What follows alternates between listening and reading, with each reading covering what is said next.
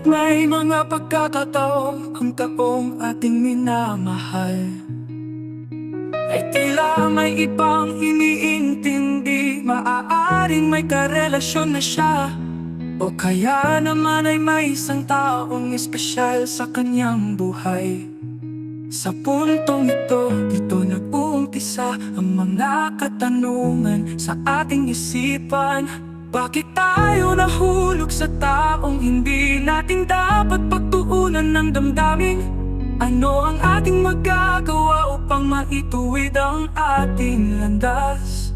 Dumating ang panahon ng ating damdamin ay tila nagiging labis na pagkasigi.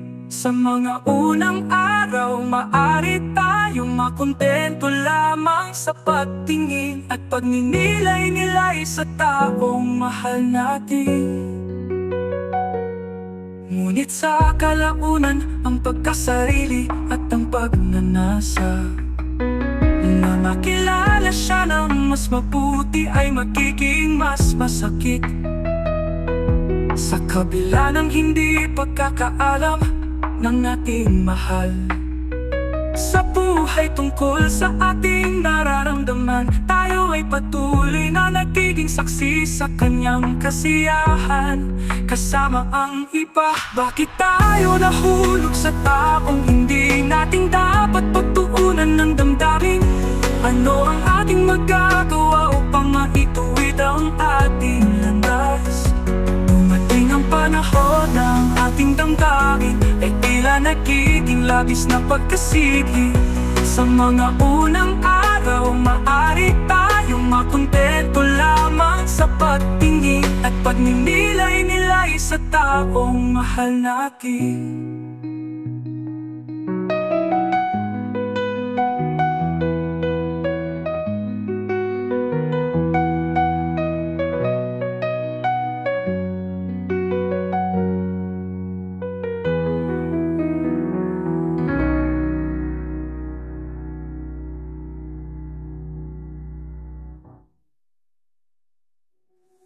Ang sakit na makita kang masaya sa piling ng iba.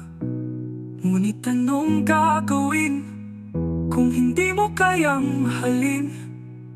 Oh, ang sakit na makita kang masaya sa piling ng iba.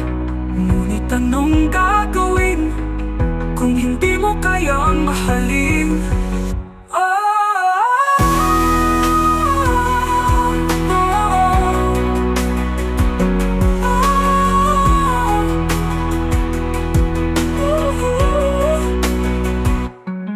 Ang sakit na makita kang masaya sa piling ng iba. Ngunit anong gagawin kung hindi mo kayang mahalin?